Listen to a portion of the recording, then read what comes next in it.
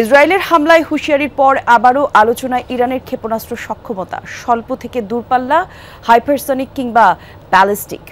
অত্যাধুনিক সব ক্ষেপণাস্ত্রে সজ্জিত তেহরানের সমর ভান্ডার। মার্কিন নিষেধাজ্ঞার পরও মধ্যপ্রাচ্যে সবচেয়ে বেশি মিসাইল মজুত আছে দেশটিতে, যা নির্ভুলভাবে হামলা চালাতে সক্ষম তেল আবিবে।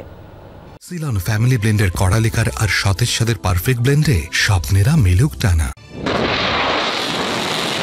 তেহরান তেল আবিবের দূরত্ব 1000 কিলোমিটারের বেশি হলেও অত্যাধুনিক ক্ষেপণাস্ত্র ভান্ডার দিয়ে অনায়াসে ইসরায়েলি ভূখণ্ডকে অগ্নিগর্ভ বানাতে সক্ষম ইরান।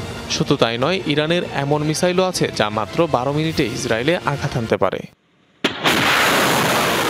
মার্কিন গণমাধ্যমের দাবি, ইসরায়েলের যে কোনো প্রান্তে আঘাত হানতে পারে এমন অন্তত 9 ধরনের ক্ষেপণাস্ত্র রয়েছে ইরানের কাছে, যার মধ্যে অন্যতম ঘণ্টায় 17,000 কিলোমিটার গতিতে ছুটতে সক্ষম সেইজিল মিসাইল। 700 কেজি ওজনের বিস্ফোরক বহন করে মিসাইলটি আঘাত হানতে পারে 2000 কিলোমিটার দূরের টার্গেটেও। ব্যাপক ধ্বংসযজ্ঞ চালাতে সক্ষম আরেক ক্ষেপণাস্ত্র খাইবার, যা বহন করতে পারে 1500 কেজি ওজনের ওয়ারহেড। গতিবেগ বেশি থাকা এসব মিসাইল প্রতিহত করা প্রায় অসম্ভব। শুধু তাই নয়, ইরানের সমর ভান্ডারে আছে গাদার, এমাদ, সাহাব, এমনকি রাদের মতো ক্ষেপণাস্ত্র। শব্দের চেয়েও 5 গুণ গতিতে ছুটতে সক্ষম রয়েছে এমন হাইপারসনিক মিসাইলও, যেগুলো দিয়ে তেল আবিব তো বটেই, আঘাত হানা যাবে মধ্যপ্রাচ্যের যে কোনো প্রান্তে।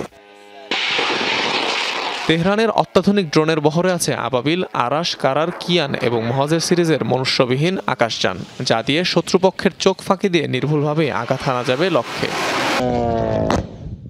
অনিক রহমান, যমুনা নিউজ।